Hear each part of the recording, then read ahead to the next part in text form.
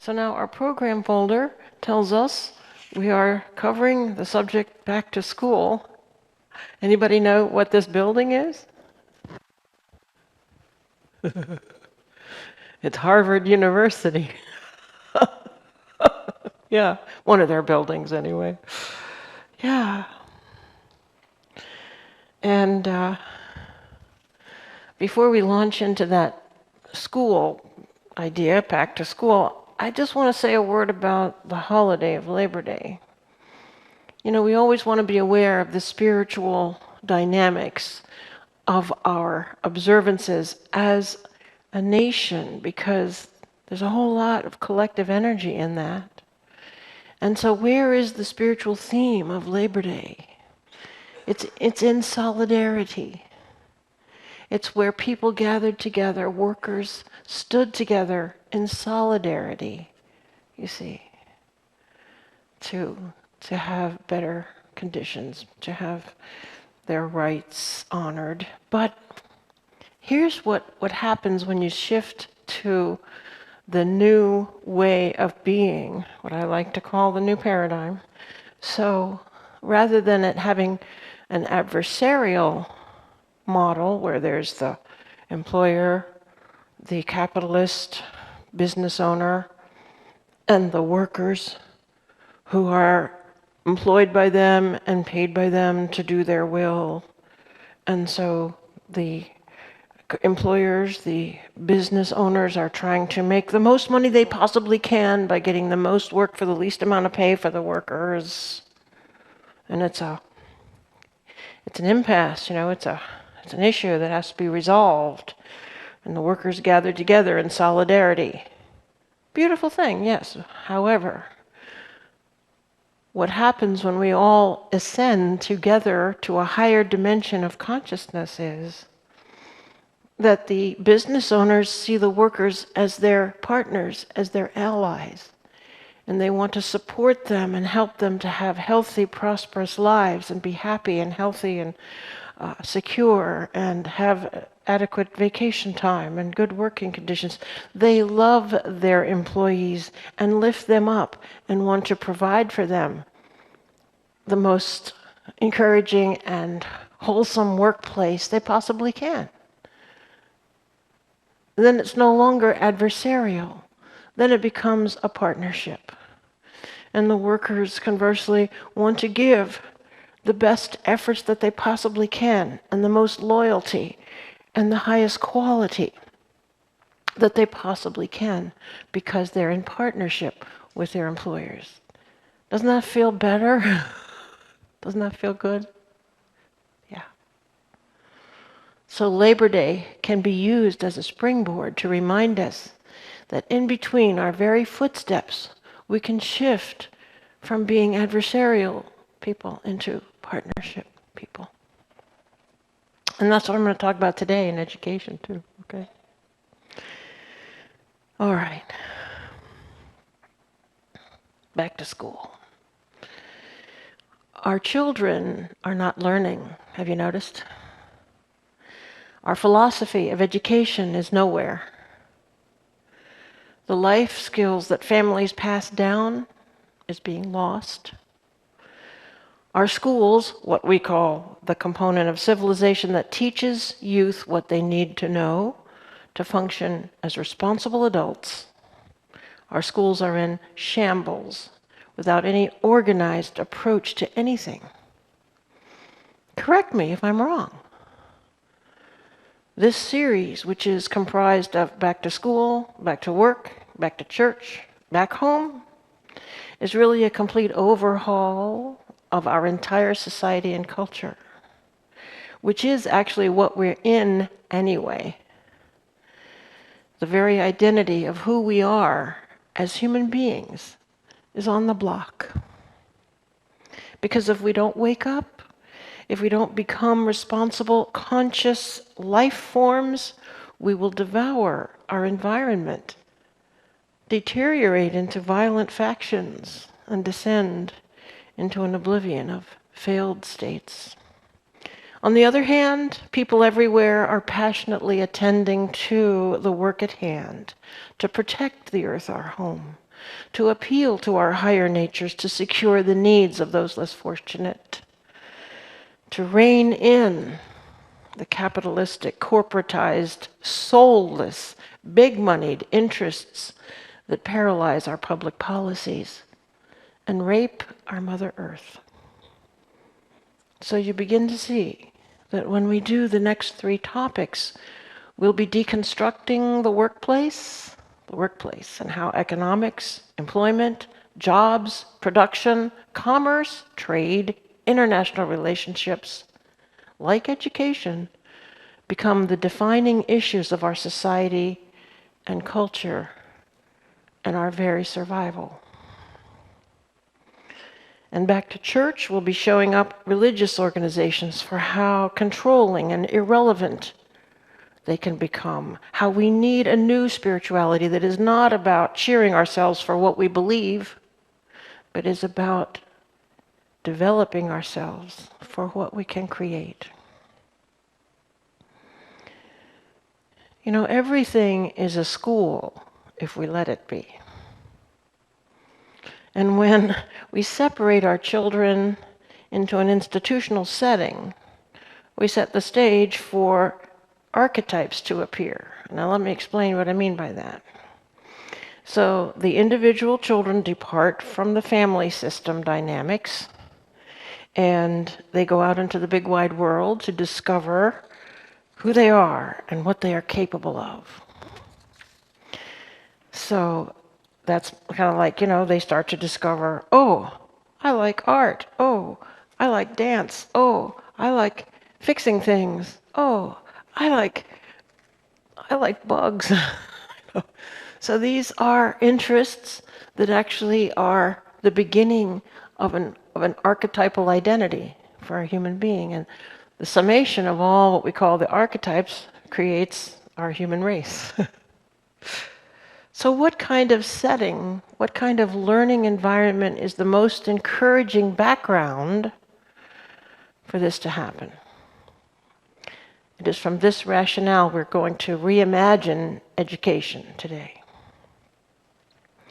I remember when I was trying on everything from the standpoint of whether it was adversarial or not, and I came to the realization that curriculum is an adversarial concept because it conceives of the student as other, and that the educational process is being imprinted on them or inserted into their knowledge, to the knowledge of the other. I believe we can do better than that. And speaking of doing better than we are doing, here's a little time out for a joke, okay? So I tried this little part of my sermon on a number of people, and they couldn't tell it was a joke. So that's why I'm telling you in advance. It's a joke. Do you remember any of the alien stories I've told before? Aliens came to Earth and they saw all these beautiful life forms. This is an old one. Do you remember this? They saw the beautiful life forms, these round, shiny, colorful things were rolling all over the place in their wonderful ambulation of wheels and stuff, but these little parasites were scooting in and invading them and running them to death and then throwing them in a trash heap. So they decided to wipe out those parasites so the life forms could thrive. And then they realized, oops, the parasites were the life forms, and those were just machines. Oh dear. Well, we'll just go on to the next planet. Okay, that's an example of an alien story. Okay, very short, but the moral of the story is whatever it is. Okay, so this alien story goes like this. So aliens came to Earth, and when they got off of their spaceship, they looked around and they said, "Why are you burning all these fossil fuels? And even electricity, heat things up. I mean, we don't do any of that on our planet. All we do is have pulleys that are on wheels, that are on gears, that are attached to levers, that just generate all the energy we need without any of this burning stuff. All we do is take turns pulling the pulleys, and we have great upper arm strength. What do you think? Why don't you do that?" So we thought, maybe we will. So here's the joke. So what would our education look like if it was entirely fueled by humans pulling on a system of pulleys? Oops, no, I meant to say, what would education look like if it was completely free of adversarial thinking? See, I got my wires crossed there, see? So that's what I'm talking about. Okay? Are you with me? Okay. Pulleys. Okay. But you see, in spirituality, in new paradigm thinking, we replace adversarial ways with partnership. So how can we partner with children to ignite their learning process? I would suggest, though, by letting them follow their interests, by actually following their interests ourselves. Allow their interests to make the day, feed their interests. I want to tell you about my Zoom call last Monday with my kids and Aurora, the little 4-year-old. She walks up to the computer camera with a book, and she says, "Mama, I want you to read this book to everybody." And so Becky says, "Do you mind if I read this children's book to you all here in our Zoom meeting?" And she says, I said, "Look, that is the most precious thing that could happen. She's interested in this book, and she wants to share it with us. So yes, we want to hear it." Guess what it was? Richard Scarry's book about firefighters. Well, it makes sense, because I bet she's hearing a lot about firefighters up there with the fires in California, Northern California. But she was really interested in every single word of that book. It had a whole glossary. She wanted us to hear what all the firefighters used for their equipment, and she was just poring over this book. And that's a beautiful thing, that's her interest is alive and open and sharing with us. That's what we want. I would suggest that the reason children are not learning in school these days is because their interest has been doused. The flame of intellectual activity gets extinguished by domination, by controlling dynamics. And another thing that all this superimposing of scheduling and requiring the children to behave, in a certain way, is that it suppresses their energies, their psychic energies. Because like when I go in as a substitute teacher years ago, I found this out, if you're at all nice, if you're at all gentle, it's like opening a pop can that's been shaken up. It just fizzes out. Their energies just come out unrestrained and uncontrolled. When psychic energy of children is being suppressed, or there again, how can they learn? It stops going on, it ceases their learning. So I came across a young man this week. How many of you took a minute to look at the link that I sent out in the email of the young concert piano player? His name is Alexander Malofeev, and he's a Russian prodigy on the piano. And I just woke up around 5 o'clock in the morning, Thursday morning, thinking, I really want to hear the Rachmaninoff piano concerto in C-sharp minor. And so I started searching it. And he didn't play that piece, but he had other pieces. But here I see this young boy playing the piano with all this passion and expression.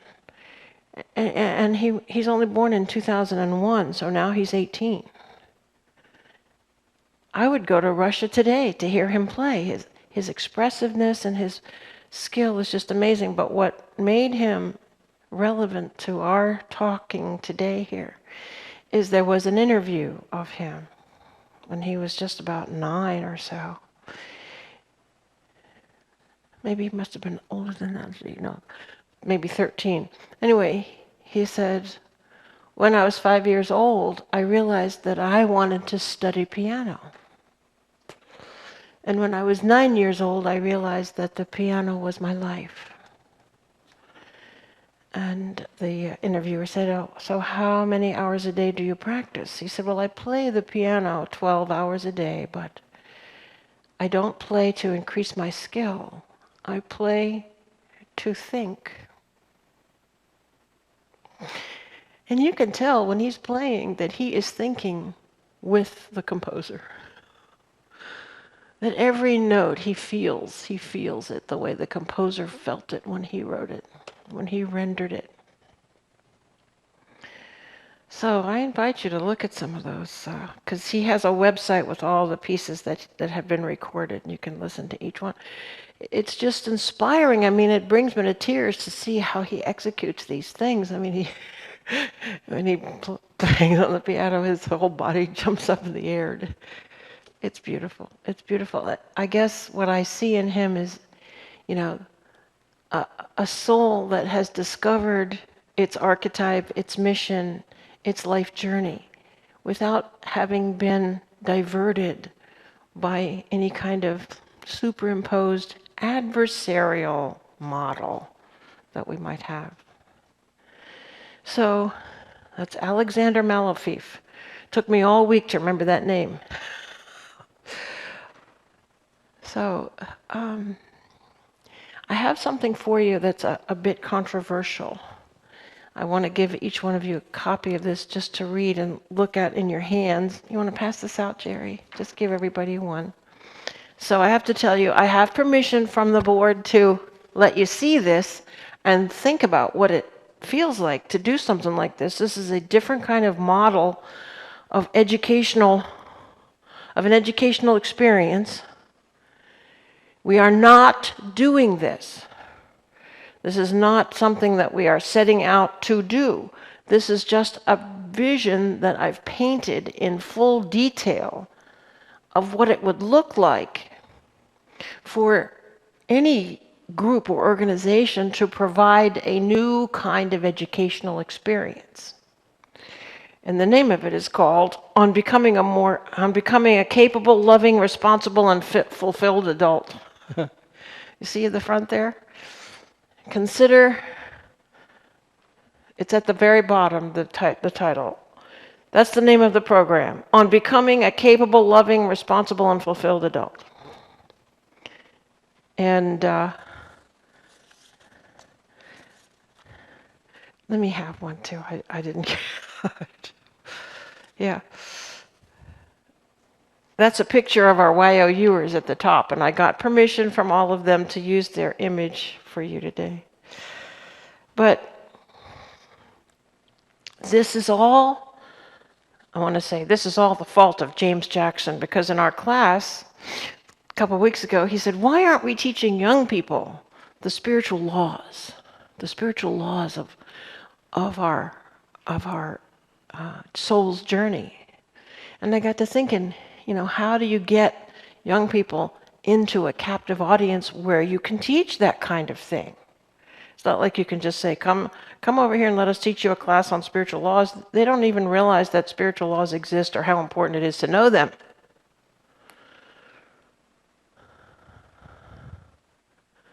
And all of the encounters I've had with all of our congregants here, all of you have so many areas of expertise and skill and knowledge.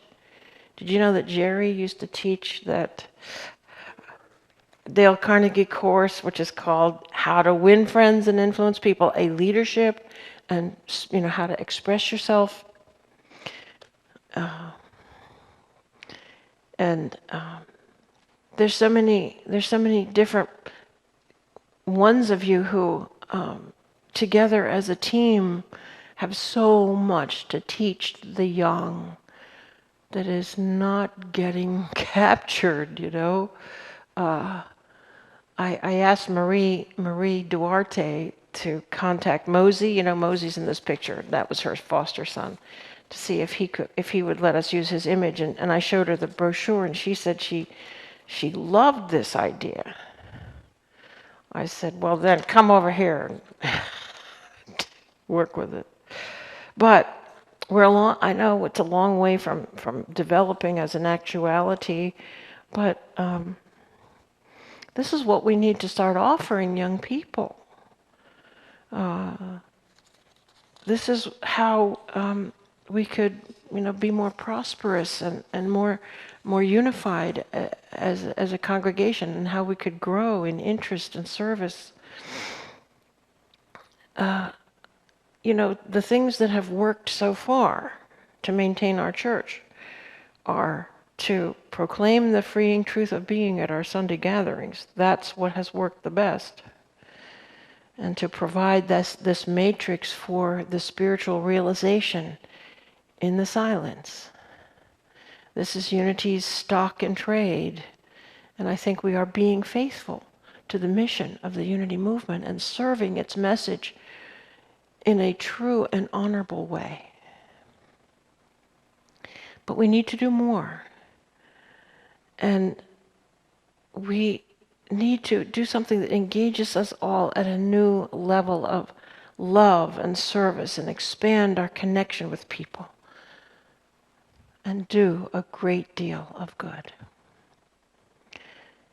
So this is my sermon on back to school. This is my message to you and the world today.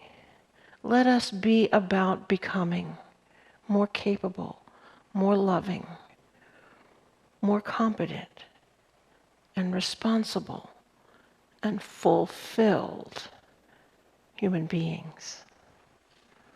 Amen.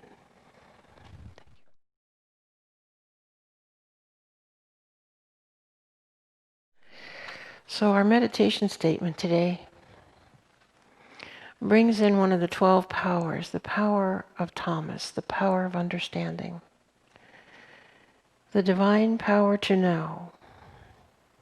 Do you realize that the Christ mind is in you, and the Christ mind already knows all that there is to know?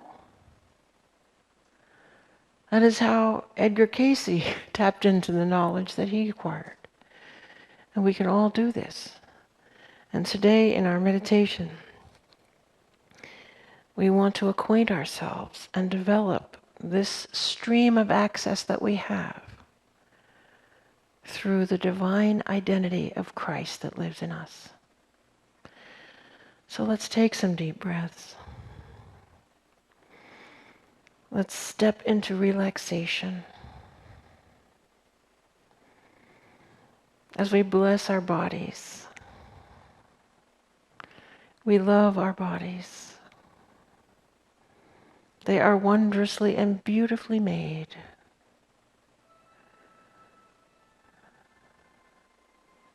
And so we release all tension, or dissolve any discomfort,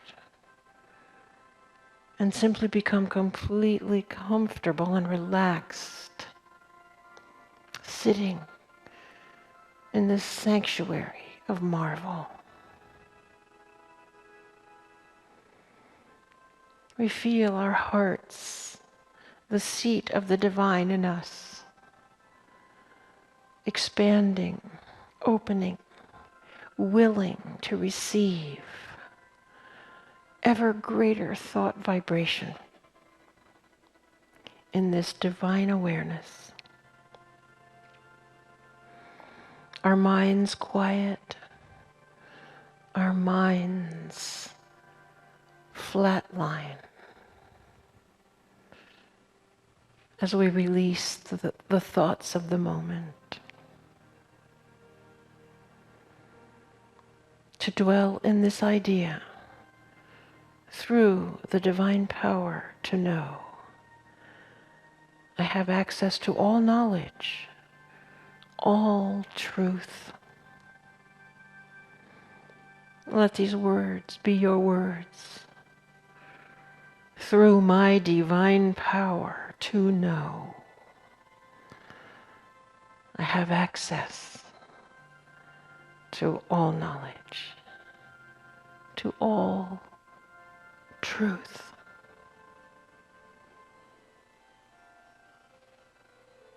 And we allow this awareness to fill us, every fiber of our being at every level of awareness,